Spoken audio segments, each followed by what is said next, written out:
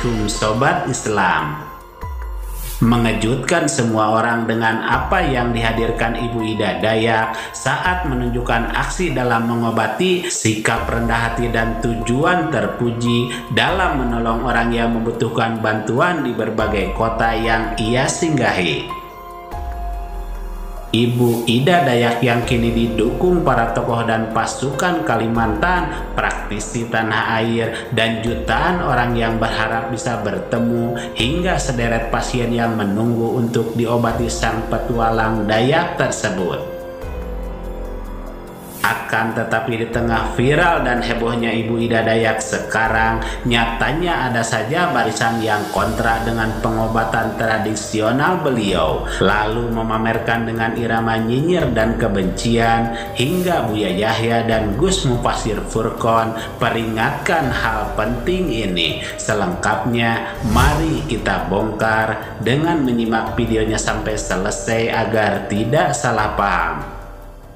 Gara-gara orang yang mengatakan kalau berobat ke Ibu Ida Dayak itu syirik, orang yang sakit gak jadi yang mau berobat. Kasihan, justru yang bilang syirik itu malah yang dapat dosa nanti, gara-gara menakut-nakuti orang, sehingga orang tidak jadi berobat. Kehadiran Ibu Ida Dayak yang menggemparkan dunia pengobatan alternatif cukup membuat terkejut banyak orang.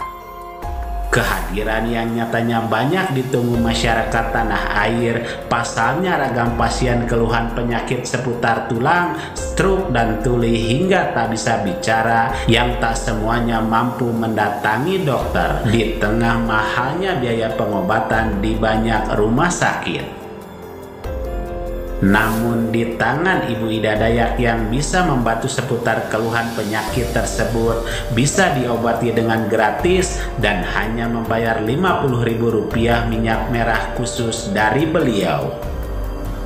Namun di tengah viralnya Ibu Ida Dayak masih saja ada sederet barisan garis keras yang lucu mengatakan bahwa pengobatan Ibu Ida Dayak palsu, bahwa yang tangannya bengkok adalah teman sesama Ibu Ida Dayak sendiri alias kong kali kong, menghina hingga melecehkan dengan parodi dagelan, mengatakan pengobatan Ibu Ida Dayak syirik dan lain sebagainya.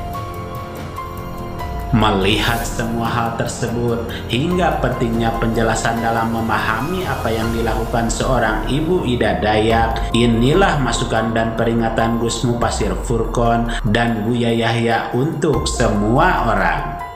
Kasihan, justru yang bilang syirik itu malah yang dapat dosa nanti, gara-gara menakut-nakuti orang, sehingga orang tidak jadi berobat. Padahal bisa jadi orang itu ingin berobat ke dokter tapi nggak punya uang, sehingga dia ingin berobat ke Ibu Ida Dayak. Kasihan orang yang mau berobat, dia juga pengen sembuh, ya kan? Pengen sembuh, pengen mencarikan nafkah kepada keluarganya. Setahu saya Ibu Ida Dayak itu, yang saya lihat di media, bahwa Ibu Ida Dayak sebelum mengobati pasiennya, dia membacakan kalimat tahlil. Ini yang pertama. Yang kedua, Ibu Ida Dayak selalu mengatakan bahwa kesembuhan itu atas kehendak Allah. Itu. Jadi syirik dari mana coba? Yuk kita minta kepada Allah, ini pertemuan yang lalu, bagaimana kita membiasakan untuk melihat sisi baiknya orang lain. Jangan biasa melihat sisi jeleknya. Kalau kita melihat sisi jeleknya orang lain, apalagi mentatabba'a aurata akhihi, barang siapa mencari-cari kejelekan saudaranya, tatabba' auratah. Allah yang ngancam melalui lisan Nabi, ya, Allah yang akan membongkar aibnya. Makanya kalau orang suka membongkar aibnya orang, dibongkar oleh Allah. Wa yafdahu, dan Allah akan rendahkan dia. Wastal baitihi, biarpun di tengah rumahnya, akhirnya tidak terhormat di kalangan ibunya, di kalangan anaknya, di kalangan saudaranya. Makanya jangan biasa deh kita mencari-cari kejelekan orang.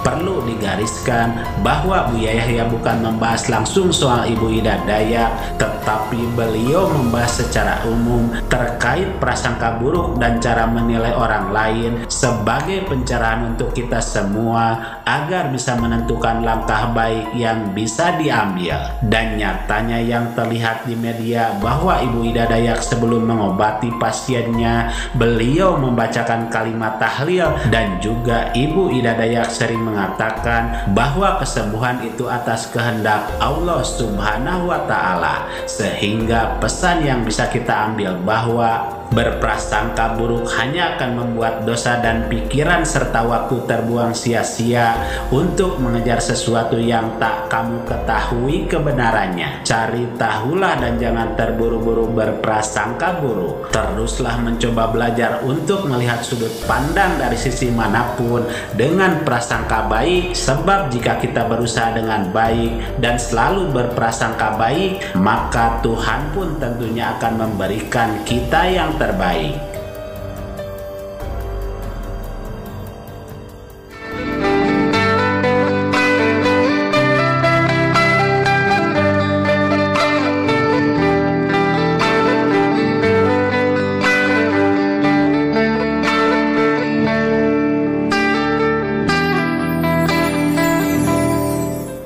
Mari kita bijak dan cerdas serta selalu mengambil yang baik dan meninggalkan yang kurang baik terkait berita dalam video ini maupun yang lainnya.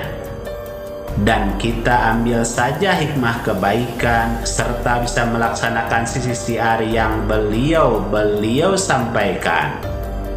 Demikian ulasan kami, semoga ada manfaatnya. Mohon maaf atas segala kesalahan dan kehilapan. Wassalamualaikum warahmatullahi wabarakatuh.